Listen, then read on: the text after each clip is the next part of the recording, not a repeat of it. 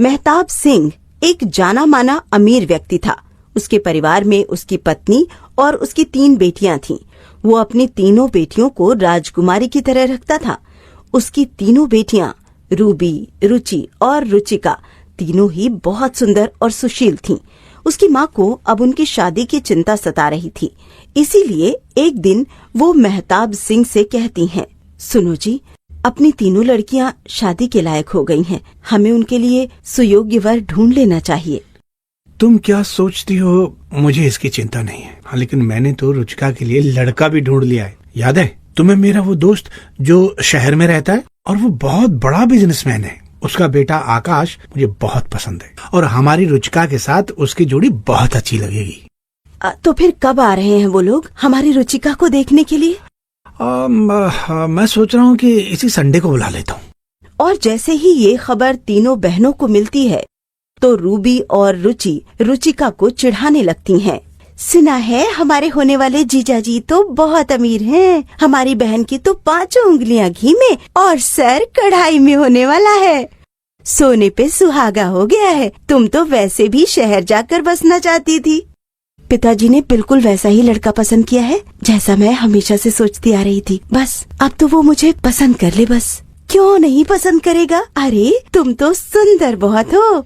ये सुनकर रुचिका मन ही मन बहुत खुश होती है। संडे के दिन आकाश के घर वाले रुचिका को देखने आते हैं और उसे पसंद कर लेते हैं और थोड़ी ही दिनों बाद रुचिका की शादी आकाश से बड़ी धूमधाम से हो जाती है। शादी के कई दिन बाद। क्या बात है रुचिका, तुम तो शादी के बाद हम लोगों को भूल ही गई हो। अरे नहीं, ऐसा बिल्कुल भी नहीं है। अब मैं तुम्हें क्या बताऊं, जब से शादी हुई है मैं तो घर पर रुकी ही नहीं हूँ। कभी यहाँ घूम रही हूँ, कभी वहाँ घूम रही हूँ। और आकाश जी ने तो मुझे इतनी शॉपिंग कराई है कि मैं क्या बताऊं। जल्दी ही तुम लोगों से मिलने आऊंगी। ये कहकर वो फोन काट देती है। मुझे तो लगता है हमारी बहन के ख्वाबों को पंख लग गए हैं। अब वो हमें मिलने तक नहीं आती है। सब कुछ बहुत ठीक चल रहा था। अचानक एक दिन मेहताब सिंह घर आते हैं। वो बड़े उदास थे। क्या हुआ? बड़े थके हुए लग रहे हो। तबीयत तो ठीक है ना? अब क्या बताऊं, रुचिका की शादी की भाग दौड़ में काम को इतना टाइम दे ही नहीं पाया। मेरे इतने दिनों तक न जाने के कारण मैनेजर ने कुछ गलत डिसीजन ले ली, जिस कारण हमको करोड़ों का घाटा हो गया है। हे भगवान, ये आप क्या कह रहे हैं? और तभी मेहताब सिंह अपना सीना पकड़कर बैठ जाते हैं। उसकी पत्नी अपनी दोनों बेटियों को आवाज लगाती है और फिर जल्दी ही मेहताब सिंह को अस्पताल ले जाया जाता है। देखिए, इनको हार्ट अटैक आया है और हमें तुरंत ही ऑपरेशन करना है, इसलिए आप जल्दी से पैसे जमा करा दीजिए। डॉक्टर साहब, आप ऑपरेशन शुरू कीजिए। मैं अभी घर से पैसे लेकर आती हूँ। और दोनों बहनें घर आती हैं और पैसे लेकर जाती हैं। ऑपरेशन सही से हो जाता है, लेकिन मेहताब सिंह की तबीयत अब ठीक नहीं रहती। उन्हें बहुत गहरा सदमा लग गया था। ये सब कुछ इतना अचानक हो गया। रुचिका को भी तो बताना था। तू जरा रुचिका को फोन तो लगा। माँ, मैंने कल फोन किया था। दीदी को बता दिया था कि पिताजी की तबीयत खराब हो गई है, लेकिन वो देश से बाहर गई हुई है और कह रही थी कि आने में टाइम लग जाएगा। और उधर आकाश रुचिका को उसके पिताजी के बारे में बताता है। क्या कहा तुमने? मेरे मायके में सब लोगों के साथ इतना कुछ हो गया है। अब वो लोग गरीब हो गए हैं। अब मुझे लगता है हमें वहाँ जाकर उनकी मदद करनी चाहिए। नहीं नहीं, बिल्कुल भी नहीं। आप अपने काम पर ध्यान दीजिए। कहीं ऐसा न हो कि यहाँ की लापरवाही भी हम पर भारी पड़ जाए। पिताजी के साथ जो कुछ भी हुआ उससे तो हमें सीख लेनी चाहिए ना। आकाश को भी रुचिका की बात सही लगती है। वो अपने बिजनेस पर ध्यान देता है। उधर रुचिका अब अपनी बहनों का फोन भी नहीं उठा रही थी। पता नहीं क्यों रुचिका फोन ही नहीं उठा रही है। कहीं कुछ हो तो नहीं गया उसे? एक काम करते हैं माँ, मैं और रुचि कल उसके पास जाते हैं। हाँ बेटा, आजकल कुछ नहीं पता। जब हमारे साथ इतना कुछ हो गया तो क्या पता वहाँ भी कुछ हो गया हो। तुम एक काम करो, कल सुबह ही निकल जाओ। मैं तुम्हारे पिताजी की देखभाल कर लूंगी। दोनों बहनें सुबह सवेरे बस में बैठकर रुचिका के पास जाती हैं। उस समय रुचिका अपने घर पर आराम से बैठे हुए टीवी देख रही थी। दोनों बहनों को देखकर वो हैरान हो जाती है। तुम यहाँ आराम से टीवी देख रही हो और हम लोग तुमको देखकर कितना परेशान थे। हमें लगा कि कहीं तुम्हारी तबीयत तो खराब नहीं है। मेरी तबीयत को क्या हुआ है? मैं तो बिल्कुल ठीक हूँ। लेकिन तुम दोनों ऐसे यहाँ बिना बताए कैसे चली आई? तुम्हें तो हमारी फिक्र है ही नहीं, है ना? न बाबा की न माँ की, हमें तो तुम्हारी फिक्र है ना। अब आ ही गई हो तो बताओ, ठंडा लोगी या गर्म? और मेरी फिक्र बिल्कुल मत करो, मैं बिल्कुल ठीक हूँ। दोनों बहनों को रुचिका का स्वभाव बिल्कुल भी अच्छा नहीं लगा। वो थोड़ी देर वहाँ बैठकर चली आती हैं। घर आकर वो अपनी माँ को सारी बातें बता देती हैं। लगता है हमारी रुचिका को हमारी गरीबी पसंद नहीं आएगी, इसीलिए वो हमारे साथ ऐसा बर्ताव कर रही है। कोई बात नहीं बेटा, दिन सदा एक से नहीं रहते।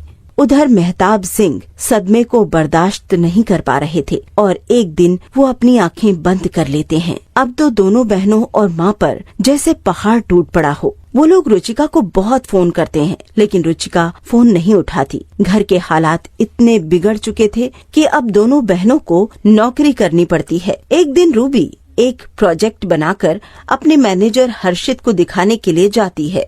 बहुत अच्छा, हमें इसी की जरूरत थी। तुम तो सचमुच में बहुत ही टैलेंटेड हो। Thank you so much sir. You welcome. फिर हर्षित के कहने पर उस प्रोजेक्ट पर काम किया जाता है, जिसमें कंपनी को बहुत बड़ा मुनाफा होता है। रूबी की तरक्की हो जाती है और वहीं हर्षित भी रूबी को शादी के लिए प्रपोज कर देता है। तुम्हें मेरी माँ से बात करनी होगी, और मैं तुम्हें पहले ही बता देती हूँ, हम लोग एक समय में बहुत अमीर थे, लेकिन आज हमारे हालात बिल्कुल भी ठीक नहीं है। इसलिए अगर तुम्हारी कोई डिमांड है तो अभी बता दो। अरे नहीं रूबी, मेरी कोई डिमांड नहीं है। अरे मेरे पास तुम हो ना, और मैं जानता हूँ तुम कितनी टैलेंटेड हो। तुम तो रंग को भी राजा बना सकती हो। फिर हर्षित रूबी की माँ से मिलता है और रुचि और उसकी माँ को हर्षित बहुत अच्छा लगता है। ऐसे रूबी की शादी बड़े ही सादे तरीके से हो जाती है, लेकिन वो हर हफ्ते रुचि और अपनी माँ का पता लेने के लिए जरूर आती थी। रुचि बेटा, दोनों बहनों की तुम्हारी शादी हो गई है। मैं चाहती हूँ कि तुम्हारी भी शादी हो जाए। तुम तो जानती हो मेरी भी तबीयत अब ठीक नहीं रहती, न जाने कब आंखें बंद हो जाएं। अपने जीते जी मैं भी तुम्हारा घर बसते हुए देखना चाहती हूँ। और तभी रूबी और हर्षित भी वहाँ आ जाते हैं। माँ की बात सुनने के बाद हर्षित कहता है, माँ जी, आप इसकी चिंता बिल्कुल मत कीजिए। रुचि के रिश्ते की बात लेकर ही हम लोग आज यहाँ पर आए हैं। मेरे छोटे भाई से तो आप कितनी बार मिली हैं। मैं चाहता हूँ कि रुचि की शादी उससे हो जाए और आप भी हमारे साथ ही रहें। ये तो बहुत खुशी की बात है बेटा, लेकिन बेटी के घर में मैं कैसे रह सकती हूँ? देखिए, आप भी जानती हैं माँ जी कि हम दोनों भाइयों के सर पर माता पिता का साया नहीं है। आप साथ रहेंगी तो हमें भी सहारा हो जाएगा। फिर रूबी भी अपनी माँ को मना लेती है। इस तरह रुचि की शादी हर्षित के भाई हर्ष के साथ हो जाती है। वो चारों दिल लगाकर मेहनत करते हैं और अपना एक बिजनेस भी स्टार्ट कर लेते हैं। और वहीं रुचिका का पति एक बहुत बड़े घोटाले में शामिल हो जाता है, जिस कारण वो और रुचिका बहुत बड़ी मुसीबत में आ जाते हैं। रुचिका के नाम पर भी आकाश ने कई गैर कानूनी प्रॉपर्टी ली हुई थी, जिस कारण उन दोनों को पुलिस पकड़ कर ले जाती है। अरे देखो भैया, ये तो रुचिका और उसका पति है ना, ये लोग तो बहुत बड़े घोटाले में पकड़े गए हैं। हाँ, मैंने भी अभी अभी सुना मार्केट में इन लोगों का बड़ा ही नाम खराब हो गया है और इनका दिवालिया भी निकल गया है। अब तो ऐसा लग रहा है जैसे कि ये लोग कभी उभर ही नहीं पाएंगे। और ये बात रुचि और रूबी की माँ सुन लेती है। ये क्या हो गया मेरी बेटी को?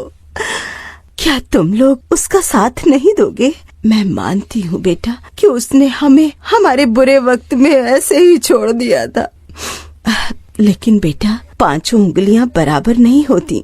माँ, तुम बिल्कुल भी चिंता मत करो। रुचि और मैं अभी इसी बारे में ही बात कर रहे थे। हमें लगता है हमें उनकी मदद करनी चाहिए, उनसे मिलने के लिए जाना चाहिए। हाँ माँ जी, आप बिल्कुल भी चिंता मत कीजिए। हम उन्हें ऐसी सिचुएशन में अकेला बिल्कुल भी नहीं छोड़ेंगे।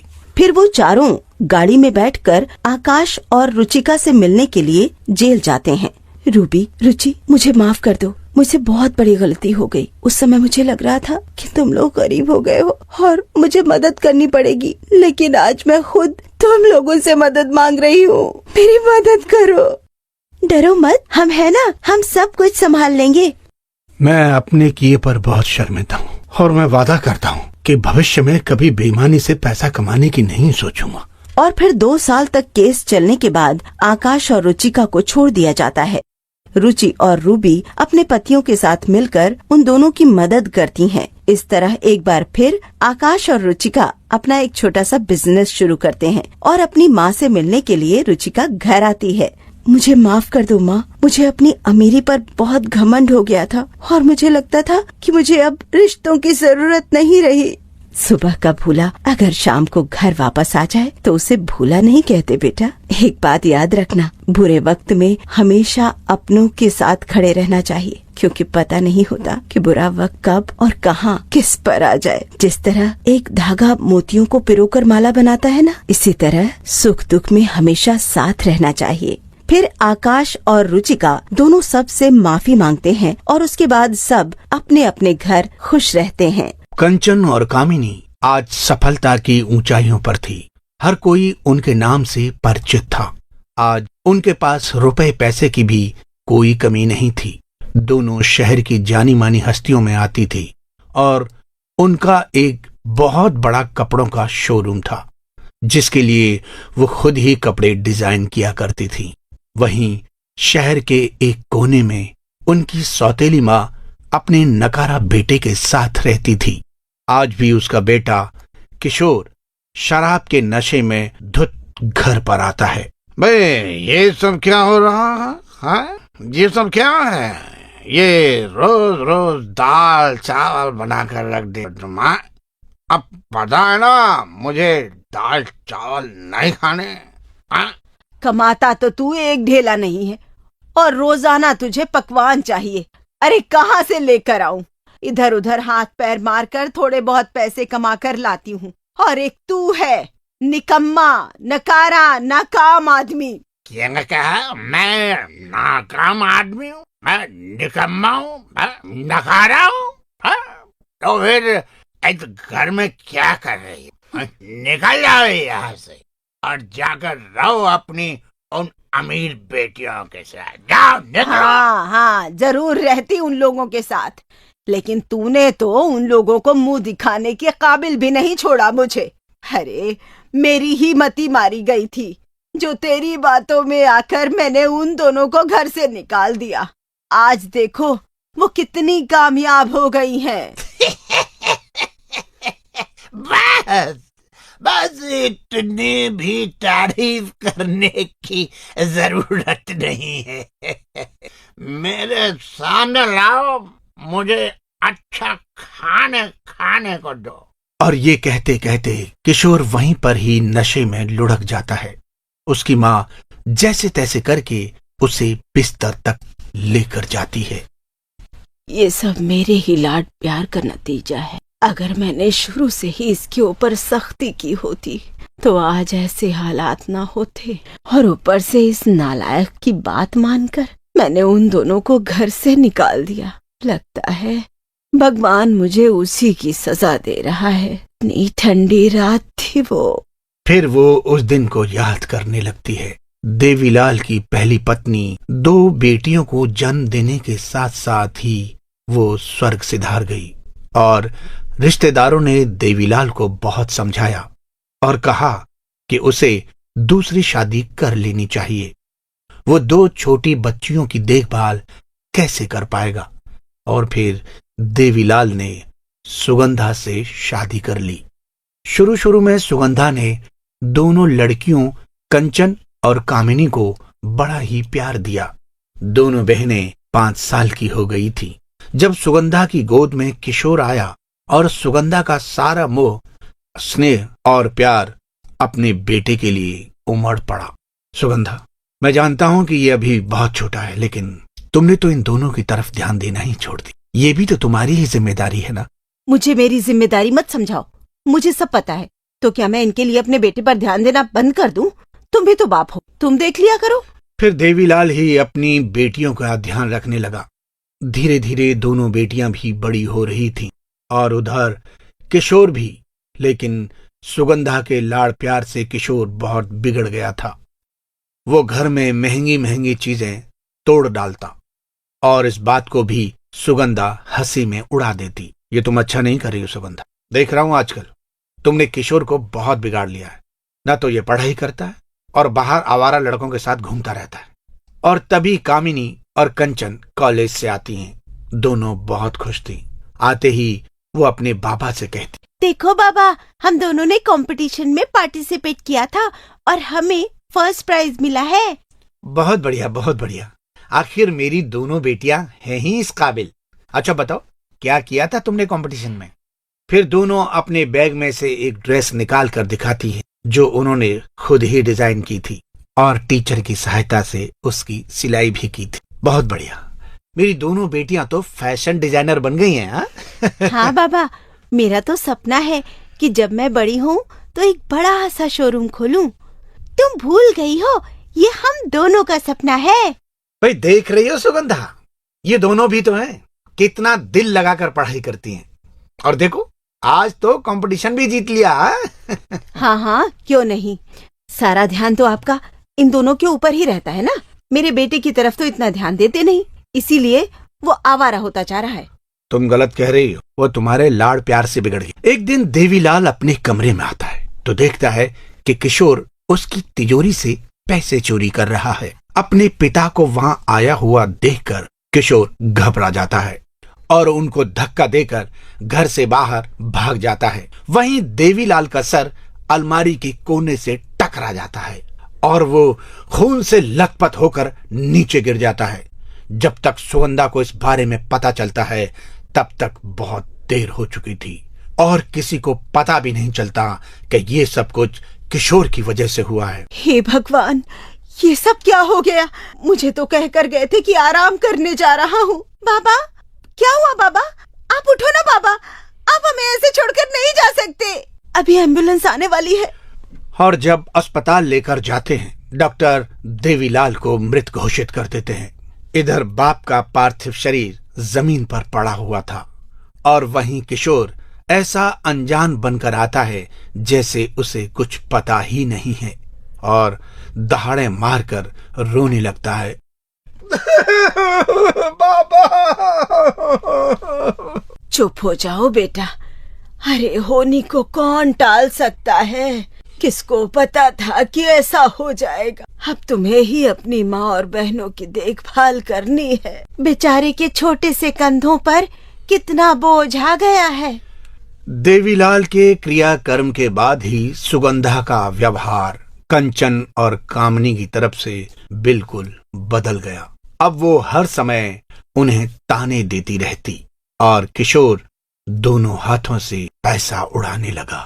और फिर एक दिन, माँ, मैं तुम्हें एक पते की बात बताऊं? इन दोनों को घर से बाहर निकाल दो, थोड़ा बहुत पैसा दो और चलता कर दो, वरना तो सोच लो उनकी शादी में कितने पैसे लग जाएंगे। तुम ठीक कह रहे हो बेटा, मैं भी यही सोच रही हूँ। मैं क्यों इनकी जिम्मेदारी उठाऊं? जब इनका बाप चला गया तो ये भी जाए। और अगले दिन ही किशोर उनको वहां से निकल जाने के लिए कहता है। ये सब क्या है किशोर? ये घर बाबा का है और इसमें हमारा भी पूरा अधिकार है। कौन से अधिकार की बात कर रही हो? हैं? बस तुम लोगों का अधिकार तब तक था जब तक बाबा जिंदा थे। अब बाबा नहीं है तो तुम भी यहाँ से निकलो। चलो, तुम दोनों को तो मेरा और मेरी माँ का एहसान मानना चाहिए जो तुम्हें इतने पैसे भी दे रहे हैं। किशोर की छोड़ो माँ, तुम हमें यहाँ से मत निकालो। हमने तो हमेशा तुम्हें अपनी माँ ही समझा है। तुम हमारे साथ ऐसा कैसे कर सकती हो? अब इस घर में वही होगा जो मेरा बेटा कहेगा। अगर ये कह रहा है कि तुम यहाँ से निकल जाओ तो बस चली जाओ। बहुत समझाने के बाद भी जब दोनों नहीं समझे तो कंचन और कामिनी ने अपना सामान उठाया और घर छोड़ दिया। देवीलाल ने अपने जीते जी दोनों बेटियों का अकाउंट खुलवाया हुआ था। उसमें तकरीबन 2-3 लाख रुपए पड़े हुए थे। वहीं किशोर ने भी 20,000 उन्हें घर से जाने के लिए दिए थे।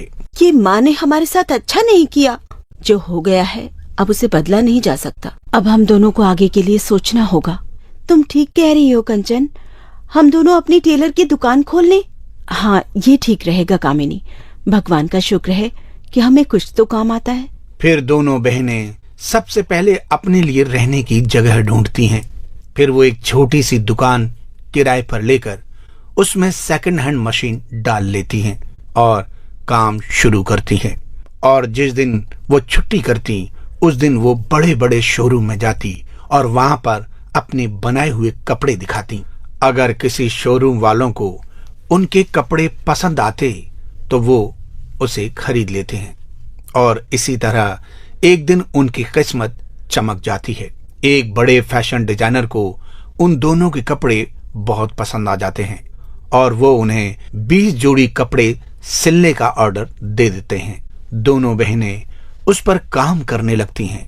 वहीं किशोर अपने बाबा का चलाया हुआ कारोबार ठप कर देता है। उसे शराब पीने की लत लग जाती है और धीरे धीरे करके घर का कीमती सामान भी बिकने लग जाता है। ये सब क्या हो गया? सारी मेरी गलती है। मैंने उन दोनों को घर से निकाला, उनकी बद्दुआ लग गई मुझे, और इस नालायक का क्या करूं, कुछ समझ नहीं आ रहा। पैसों की तंगी के चलते 2-4 दिन बाद ही किशोर उस घर को भी बेच देता है और पैसा लेकर भाग जाता है। और जब ये बात सुगंधा को पता चलती है तो उसके पैरों तले जमीन निकल जाती है। वो रोड पर आ जाती है। जब उसे कोई रास्ता दिखाई नहीं देता है तो वो अपनी दोनों सौतेली बेटियों के शोरूम में पहुंच जाती है। बाहर खड़ा हुआ गार्ड उसे फटे हाल देखकर वहां से भगाने लगता है कि तभी एक बड़ी सी गाड़ी में कंचन और कामिनी वहां पर आती हैं और सुगंधा को देखकर वो गार्ड को रुकने के लिए कहती हैं। ये क्या हाल बना रखा है माँ तुमने? अरे देखो, सब हमारी तरफ ही देख रहे हैं। माँ को लेकर अंदर चलते हैं। और फिर दोनों बहनें सुगंधा को लेकर अपने ऑफिस में आती हैं। इतने बड़े आलीशान ऑफिस को देखकर सुगंधा की आंखें फटी की फटी रह जाती हैं और वो दोनों हाथ जोड़कर उनसे माफी मांगने लगती है। बेटी, अगर तुम दोनों को कभी भी ये लगा हो कि मैंने तुमको थोड़ा सा भी प्यार किया है तो मुझे माफ कर दो बेटा। मेरे नालायक बेटे ने सब कुछ बेच दिया और पैसे लेकर भाग गया। उसने एक बार भी अपनी माँ के बारे में नहीं सोचा। माँ, हमने तो तुम्हें हमेशा अपनी माँ ही समझा था। जिस दिन तुमने हमें घर से निकाला, हमने भी तुमसे बहुत प्रार्थना की थी। हाँ, मेरी ही बुद्धि भ्रष्ट हो गई थी जो मैंने उस नालायक की बात सुन ली। तुम दोनों मुझे माफ कर दो बच्चों, और मुझे यहाँ से मत निकालना। मेरा कोई भी सहारा नहीं है बेटा। नहीं माँ, हम तुम्हें कहीं नहीं निकाल रहे। तुम मेरे साथ चलो और जल्दी से अपना ये हुलिया ठीक करो। तुम्हारी दोनों बेटियों का इतना बड़ा शोरूम है, उनकी माँ ऐसे कपड़ों में अच्छी नहीं लग रही है। और ये सुनकर सुगंधा रो पड़ती है। फिर दोनों बहनें सुगंधा को कपड़े पहनने के लिए देती हैं और अपने साथ ही रख लेती हैं। अब सुगंधा के मुंह से हर समय उनके लिए दुआ ही निकलती है।